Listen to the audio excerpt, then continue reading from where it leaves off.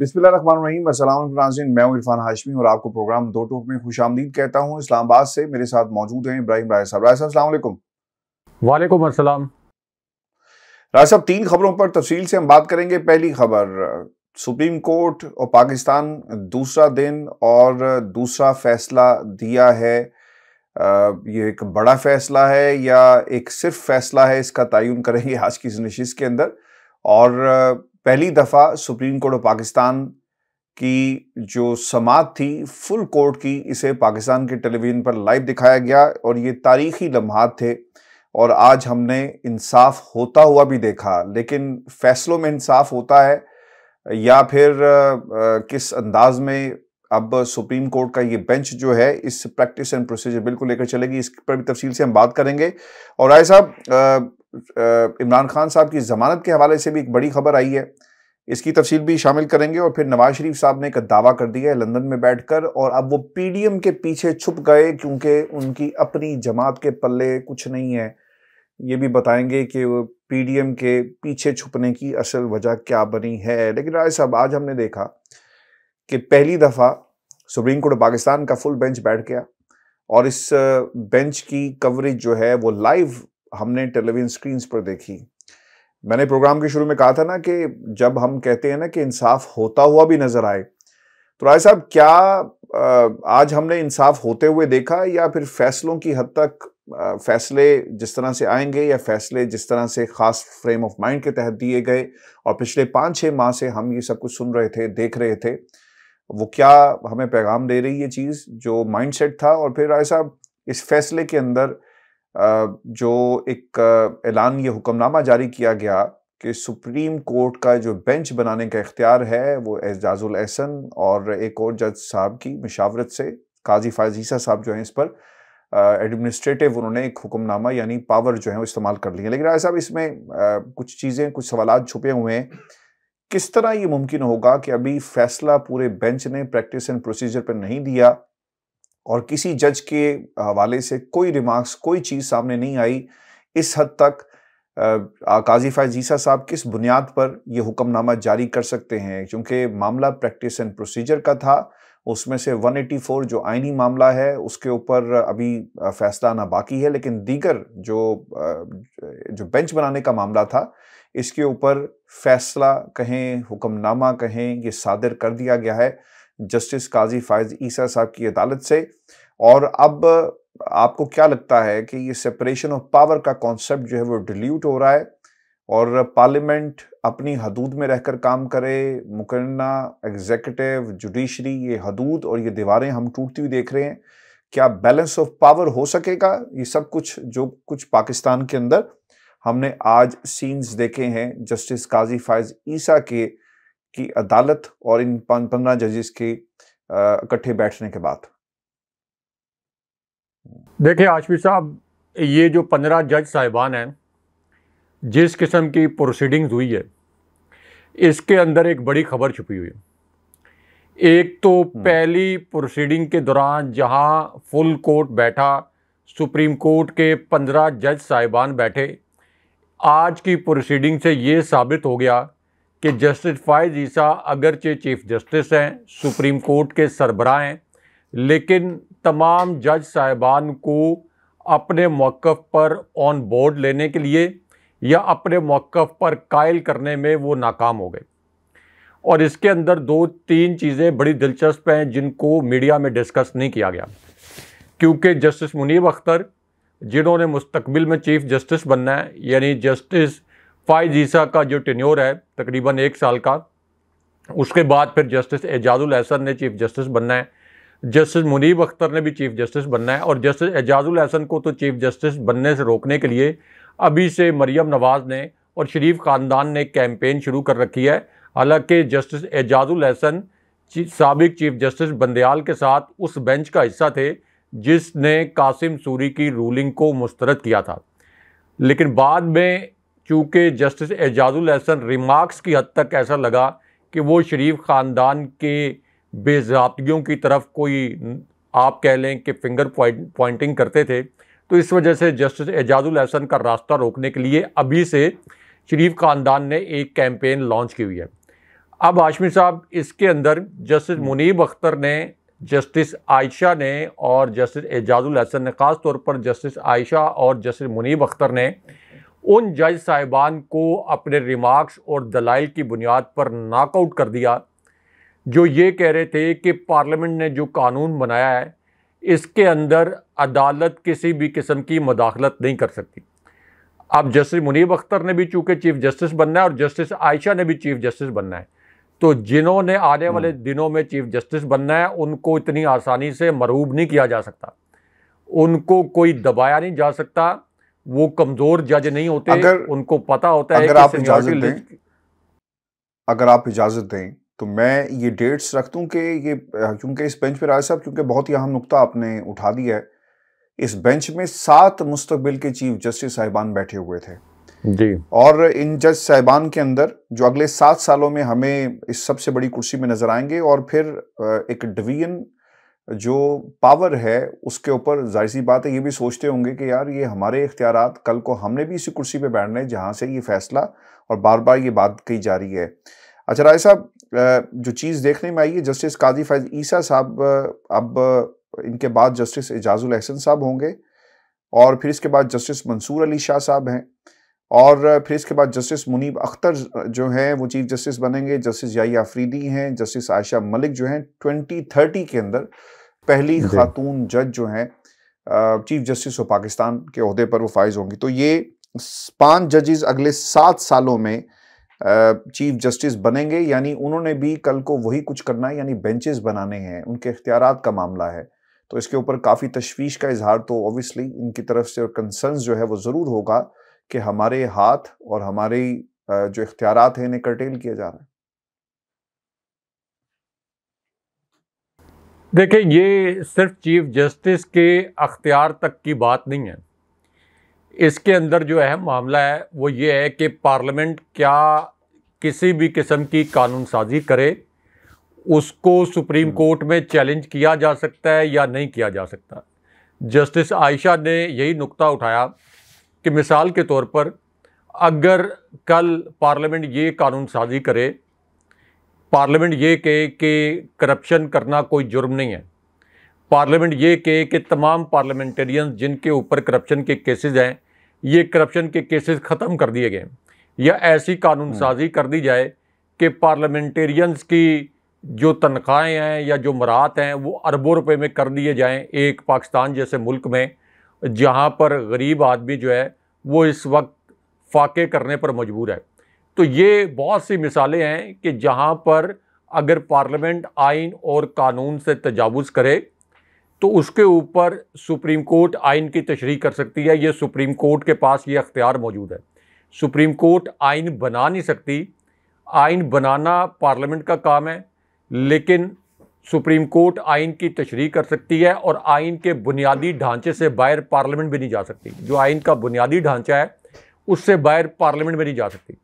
तो इसका मतलब ये होगा कि ब्लैंक चेक अगर आप दे देंगे पाकिस्तान की पार्लियामेंट को, तो सबको पता है कि पाकिस्तान की पार्लियामेंट में, यानी अभी तो पार्लियामेंट में सिर्फ सेनेट मौजूद है, कौमी असम्बली मौजूद नहीं है, लेकिन ये जो कौमी असम्बली थी शहबाज शरीफ के होते हुए, ये सबको पता है कि कौमी असम्बली तो एक तरफ शहबाज शरीफ की काबीना के 80% लोग ऐसे थे जिन पर करप्शन के केसेस थे, जो कि ज़मानतों पर बाहर आए हुए थे, जिनमें से आधों के नाम ECL पर थे। तो क्या ऐसी पार्लियामेंट को जहां अदालती फैसलों के नतीजे में, अदालती फैसलों की नज़ीरों के नतीजे में जिनको चोर उचक्के कहा जाता है, क्योंकि अदालत ने जब किसी को करप्ट करार दे दिया, अदालत ने किसी को मफरूर, इश्तहारी और मुजरिम करार दिया, तो उसके लिए तो चोर उचक्के का लफ्ज़ इस्तेमाल होगा।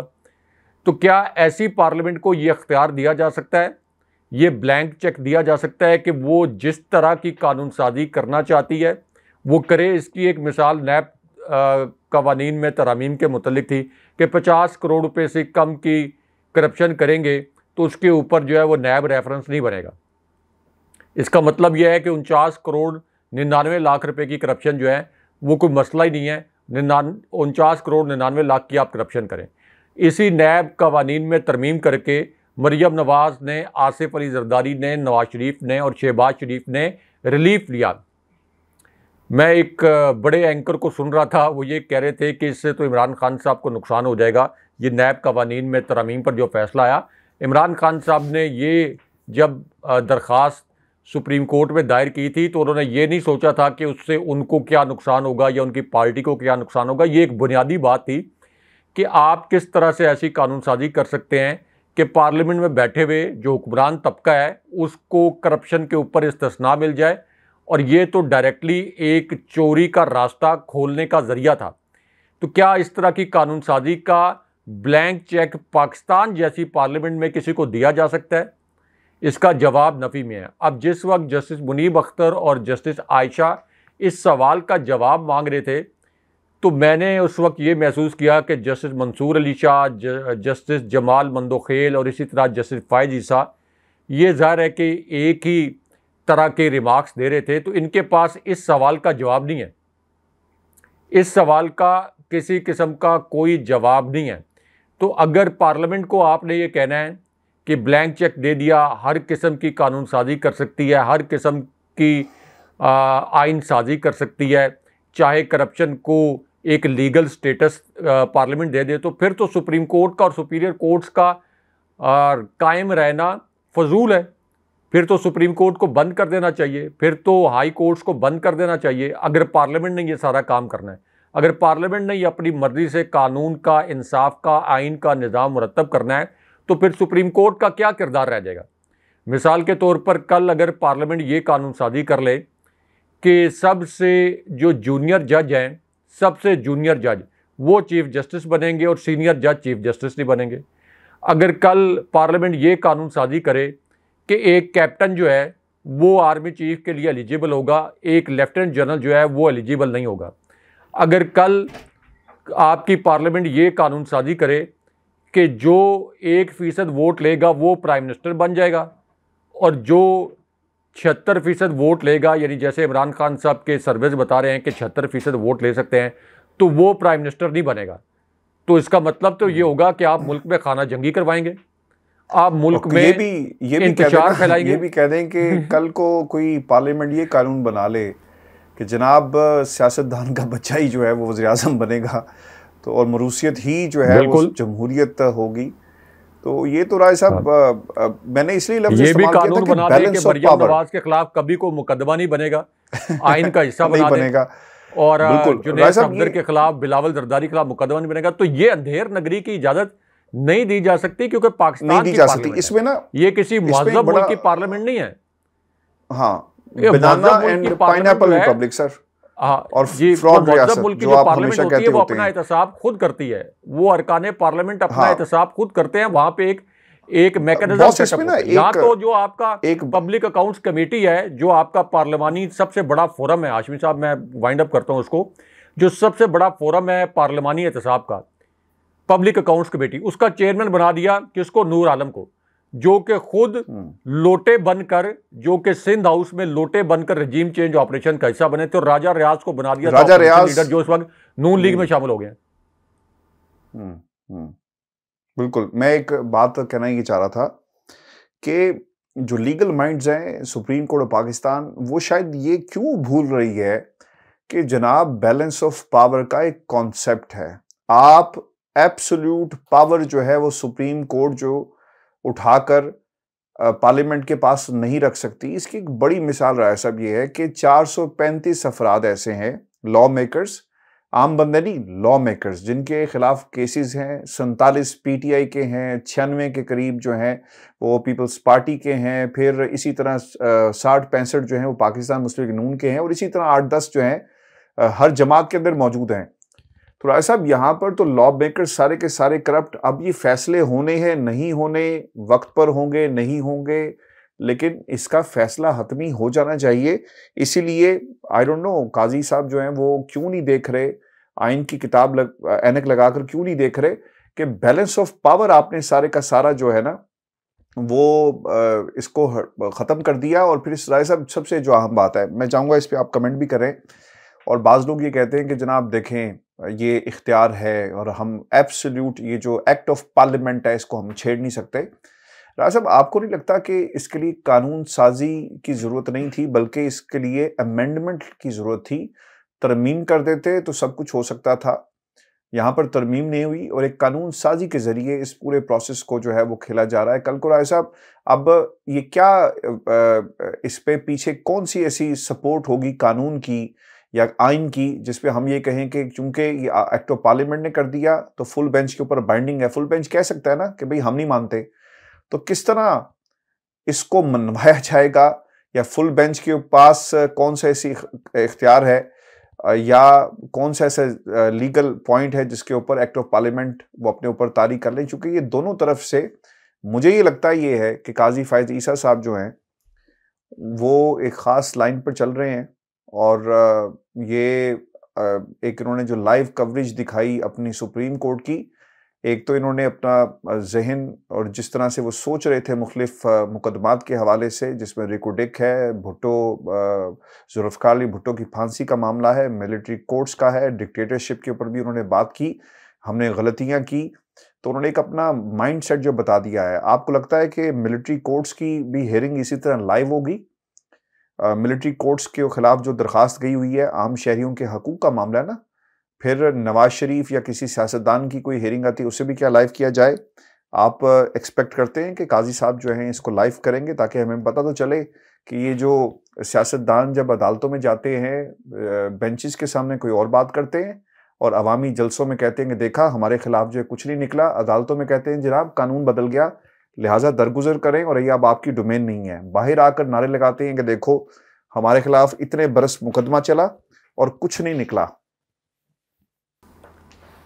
देखें, काश ये उस दिन अदालत का फैसला और अदालत के रिमार्क्स लाइव जा रहे होते, अदालती कार्रवाई बराह रास्त दिखाई जा रही होती, जब सुप्रीम कोर्ट में जज साहिबान मजबूर हो गए शरीफ ख़ानदान को सिसिलियन माफिया कहने पर और गॉड फादर कहने पर मजबूर हो गए, तो उस दिन भी अगर ये लाइव नशरियात जारी होती तो बहुत बेहतर था, ताकि लोगों को पता चलता कि अदालत के अंदर क्या हालात थे, जिन हालात में अदालत को इस किस्म के अल्फाज इस्तेमाल करने पड़े शरीफ ख़ानदान के लिए।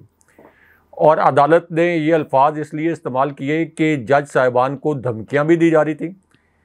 एक तरफ तो निहाल हाशमी जैसे करैक्टर थे, उनके ज़रिए धमकियां दी जा रही थी, और दूसरा अदालत से फ्रॉड भी किया जा रहा था, कभी जाली फ़ॉन्ट के ज़रिए, कभी जाली कतरी ख़त के ज़रिए।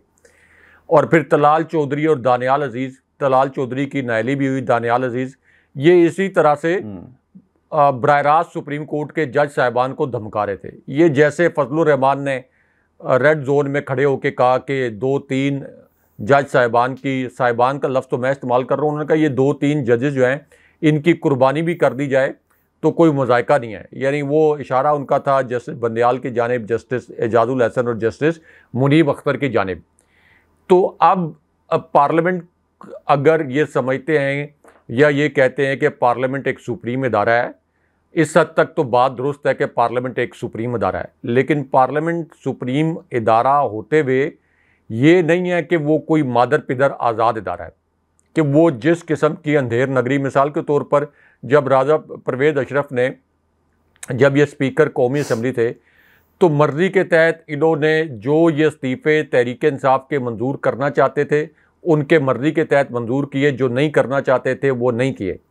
जिन हलकों में ये ज़िमनी इलेक्शन करवाना चाहते थे, जहाँ इनको ये लग रहा था कि शिकस्त का मार्जिन पीडीएम की जमातों का कम था, वहाँ पे इन्होंने ज़िमनी इलेक्शन करवाया, और जहाँ पर इनको लगता था शिकस्त का मार्जिन ज़्यादा था वहाँ पे नहीं करवाया। हालांकि हुआ ये कि जहाँ पे शिकस्त का मार्जिन बहुत कम भी था, वो हल्के भी इमरान खान साहब ने उससे बहुत मैसिव लीड से जीत लिए। तो इसका मतलब यह है कि 2/3 अक्सरियत से अगर आप आईनी तरमीम भी कर लें तो तब भी सुप्रीम कोर्ट के पास ये अख्तियार, ये ऑप्शन होता है कि वो आईनी तरमीम को भी रिव्यू कर सकती है, क्योंकि ये तो आईनी तरमीम कर लेते हैं। इमरान खान साहब को तो इन्होंने धौंस धांधली के ज़रिए, और इमरान खान साहब की पार्टी के जो मेंबर्स हैं इनको पार्लियामेंट में वापस जाने के हवाले से लाहौर हाई कोर्ट का ऑर्डर आ गया था, लेकिन उसके बावजूद आप देख लें कि शाह महमूद कुरैशी को अपोजिशन लीडर मुकर्रर नहीं किया गया। तो ये तो उस वक्त तहरीक इंसाफ को ज़बरदस्ती बाहर रखकर तो 2/3 अक्सरियत से कोई नई आईनी तरमीम कर लेते। तो इसलिए हमेशा आपके ऊपर एक चेक एंड बैलेंस का निज़ाम होना चाहिए, और ये चेक एंड बैलेंस का निज़ाम आपकी सुप्रीम कोर्ट चलाती है। ये पूरी दुनिया के अंदर पार्लियामेंट के कुछ आप ये कह लें कि पार्लियामेंट से जुड़े हुए मामला सुप्रीम कोर्ट में जाते हैं। ये इंडिया के अंदर भी जाते रहे हैं, पार्लियामेंट से जुड़े मामला सुप्रीम कोर्ट में जाते रहे हैं, ये वेस्ट में भी जाते रहे हैं। अब जो वेस्ट है, ख़ास तौर पर वो ममालिक जहाँ पर अदालती निज़ाम और पार्लिमानी निज़ाम बड़ा मजबूत है और बहुत महज़ब निज़ाम वहाँ पे चलाया जा रहा है, तो वहाँ पे अव्वल तो पार्लियामेंट जो है वहाँ पे जुर्रत नहीं कर सकती कि कोई ऐसा खिलाफ कानून जो कि एथिकली यानी गैर अखलाकी कानून साजी या अवामी मफाद के बरक्स कोई कानून साजी है, वो जुर्रत ही नहीं कर सकती कोई पार्लियामेंट, क्योंकि अवाम ही उनको इबरत का निशान बनाते हैं। आप देख लें कि ज़रा सी नादानिस्ता गलतियों पर भी वहाँ अरकान पार्लियामेंट को, प्राइम मिनिस्टर्स को इस्तीफे देने पड़े हैं। आपको तो बरतानिया का ज़्यादा पता है, बरतानिया में अभी एक रिसेंट मिसाल जो आपके फार्मर प्राइम मिनिस्टर, तो उनको किन हालात में इस्तीफ़ा देना पड़ा। तो ये वहाँ का अकाउंटेबिलिटी सिस्टम डिफरेंट है। 435 लॉ मेकर्स, 435 अरकान पार्लियामेंट का आपने बताया कि जिनको अदालतों ने करप्ट करार दिया है, वो अपनी करप्शन बचाने के लिए जिस तरह की कानून साजी करना चाहें ये उनकी मर्ज़ी है, जिसकी नायली ख़त्म करना चाहें ये उनकी मर्ज़ी है। ये नहीं हो सकता। अगर इस तरह से आप करेंगे तो ये मुल्क नहीं चल सकता।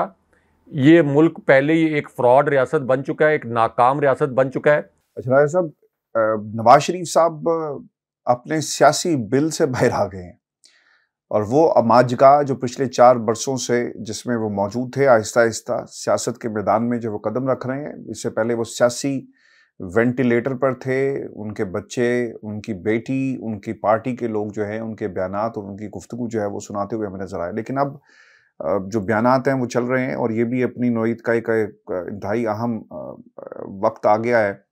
और वाक़या है कि जब एक मुजरिम के बयानात और लंदन से बाहर बैठा हुआ शख्स जो है वो बयानात जो वो दे रहा है। अब उन्होंने कुछ ऐसी बातें कही हैं जो वो पीडीएम के साथ मंसूब कर रहे हैं और वो पीडीएम के पीछे छुपकर अपनी कारकर्दगी जो नहीं है उसका दिफा करते हुए भी नजर आए। वो ये कहते हैं कि नवाज शरीफ साहब ये कहते हैं कि कोई ज़ख्मी सड़क पर पड़ा हो तो क्या इसे नहीं बचाना चाहिए, इस तरह हमने मुल्क को डिफ़ॉल्ट से बचाया है।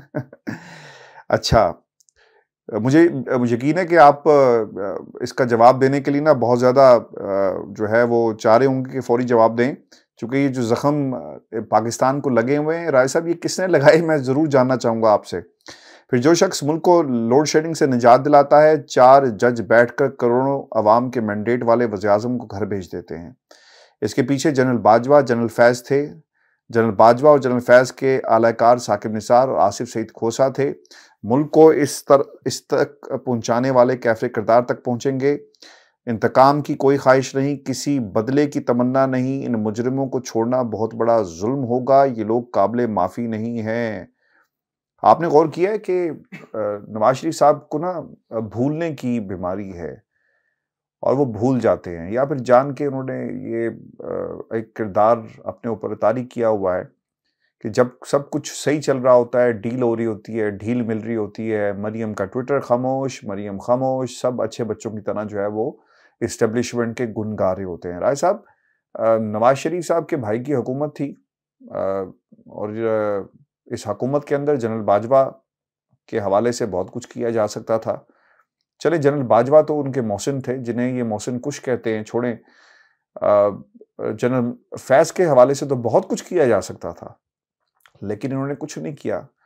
साकिब निसार के हवाले से कोई केस बनाकर उन्हें अंदर कर देते, आसिफ सईद खोसा को, तो इन्होंने नहीं किया। अब आपको क्या लगता है, पॉलिटिकल कैपिटल कम पड़ गया है, कुछ है नहीं पल्ले, अवाम के दरमियान जाएंगे क्या बेचेंगे कि हमें क्यों निकाला, आज हम पकड़ कर ले आए जिन्होंने निकाला, और पाकिस्तान को मसाइल से कौन निकालेगा, ये बयानी होना चाहिए, या ये होना चाहिए कि मुझे क्यों निकाला या हमें क्यों निकाला।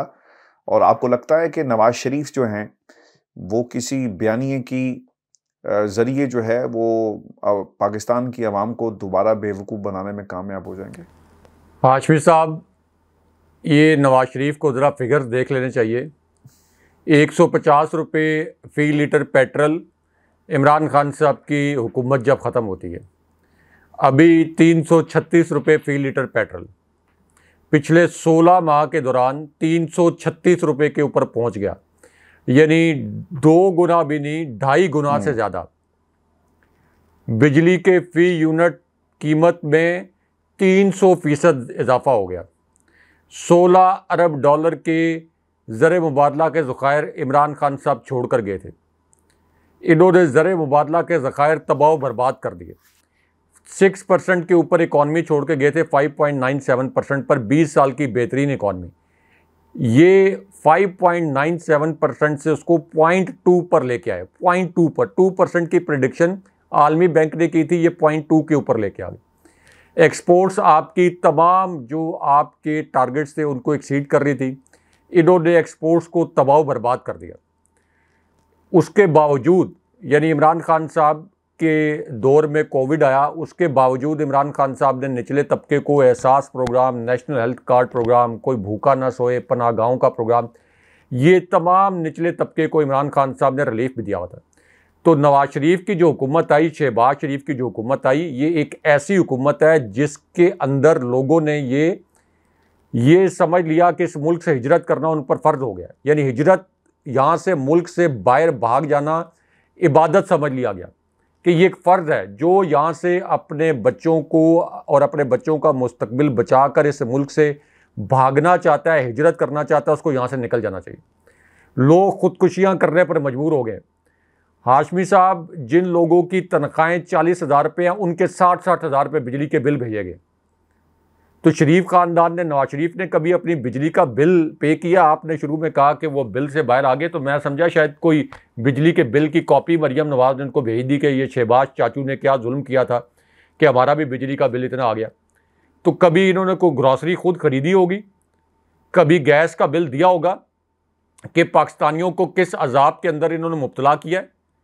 और सियासी लिहाज से इन लोगों को बिल्कुल ये झूठ बोलते हुए शर्म नहीं आती।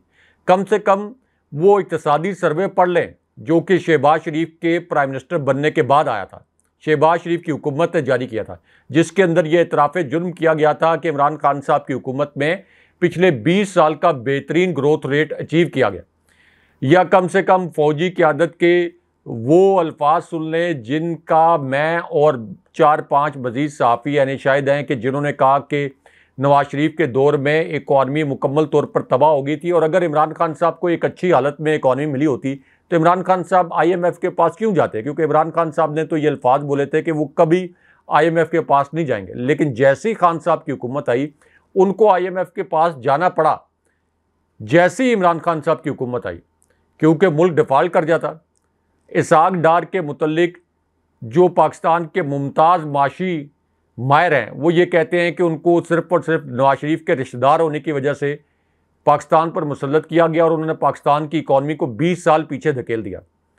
तो हाशमी साहब, जो इन्होंने 16 माह के अंदर किया है, अगर पाकिस्तानियों के अंदर कोई शऊर है, अगर पाकिस्तानियों को अपने बच्चों से प्यार है, चाहे वो नून लीग के सपोर्टर्स हैं, पीपल्स पार्टी के, अगर उन्हें अपने बच्चों से प्यार है, क्योंकि बच्चों से आगे तो कोई चीज़ नहीं होती, अगर उन्हें अपने बच्चों के मुस्तकबिल से प्यार है, तो जो कुछ 16 महीने में शहबाज शरीफ की हुकूमत ने और 13 जमातों ने आवाम के साथ किया है, इन्हें वोट के ज़रिए, सियासी ताकत के ज़रिए इन्हें इबरत का निशान बनाना बड़ा ज़रूरी हो गया।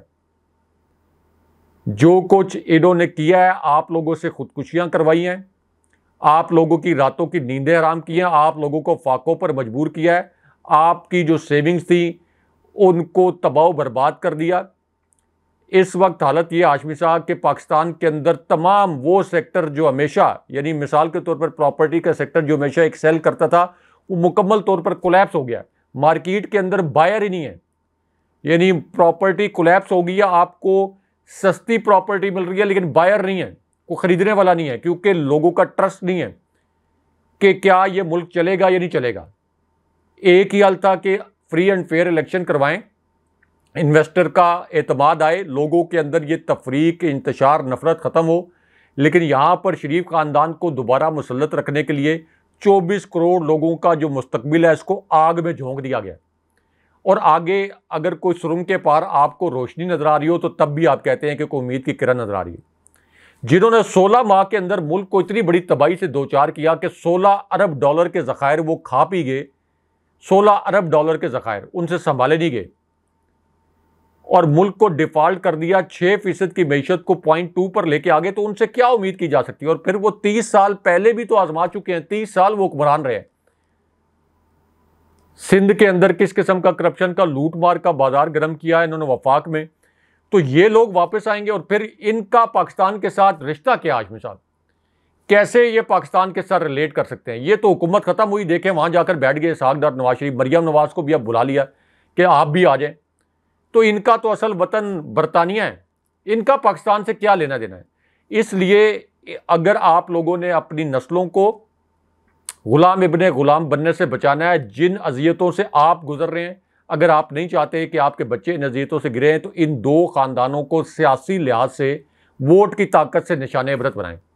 अच्छा राय साहब, इस्लामाबाद हाई कोर्ट ने साइफर केस में इमरान खान साहब की जो जमानत की दरख्वास्त है, इस पर ने एक लंबी तारीख डाल दी है और शायद ये एक प्लानिंग के तहत जो सब कुछ किया जा रहा है। सलमान सफदर साहब अदालत में पेश हुए, लेकिन होना ये चाहिए था कि दलाइल सुनने के बाद इस पर कोई फैसला दिया जाता, लेकिन हुआ ये है कि नोटिस कर दिए गए हैं और इस्तदा तो की जा रही थी कि आप समाज जो है जल्दी से जल्दी करें, लेकिन अब नोटिस कर दिए गए हैं और देखना ये होगा कि नेक्स्ट वीक जो है इसकी समात और FIA जो है वो जवाब क्या जमा करवाती है। और इमरान खान को देखना ये भी है कि जस्टिस फायज ईसा, ये जस्टिस बंदयाल साहब ने इस अंधेर नगरी पर तो आंखें बंद की हुई थी, तो अब जस्टिस फायज ईसा का इम्तहान शुरू हो गया कि क्या इस अंधेर नगरी पर वो भी इसी तरह आंखें बंद करेंगे। लोग अगवा होते रहेंगे दिन दिहाड़े इस्लामाबाद से, रावलपिंडी से, जैसे शेख रशीद को अगवा किया गया, परवेज इलाही को हाई कोर्ट, ज़ाहिर है कि चीफ जस्टिस तो अदलिया के सरबराह है ना, हाई कोर्ट्स के भी सरबराह असल में वही हैं, एक तो हाई कोर्ट के चीफ जस्टिस, लेकिन ओवरऑल अदलिया के सरबराह तो जस्टिस फायज ईसा हैं। तो क्या वो ये देखते रहेंगे कि उनकी हाई कोर्ट्स रिहाई का हुक्म जारी कर रही है, ये भी कह रही है कि तोइने अदालत लगा देंगे। IG इस्लामाबाद के नाकाबिले ज़मानत वारंट गिरफ्तारी जारी करने पड़ गए हैं। लाहौर हाई कोर्ट को इससे पहले वारंट जारी किए गए थे, लेकिन IG इस्लामाबाद पेश नहीं हुए। तो ये जो इस वक्त अंधेर नगरी है, जस्टिस फायज ईसा साहब इधर भी कोई ध्यान देंगे फुल कोर्ट के ऊपर? तो वो इस तरह के रिमार्क्स आ रहे थे कि जैसे पाकिस्तान के कोई बहुत ही बड़े जो जज साहिबान हैं वो आइन के तहत किसी बड़े मुअज़्ज़ब मुल्क के अंदर बैठे हुए हैं और उसकी पार्लियामेंट को प्रोटेक्ट कर रहे हैं। तो ये जो इस वक्त अंधेर नगरी हो रही है, इसके ऊपर कब जस्टिस फायज ईसा साहब की नज़र जाएगी, ये अब देखना है। जस्टिस फायज ईसा साहब की ये साख का सवाल। बिल्कुल, आप ठीक है। ये शो था आज का हमारा, अपने कमेंट जरूर भेजें, चैनल को सब्सक्राइब करना मत भूलें। मुझे और इब्राहिम राय साहब को इजाज़त दीजिए। अल्लाह ने के बाद।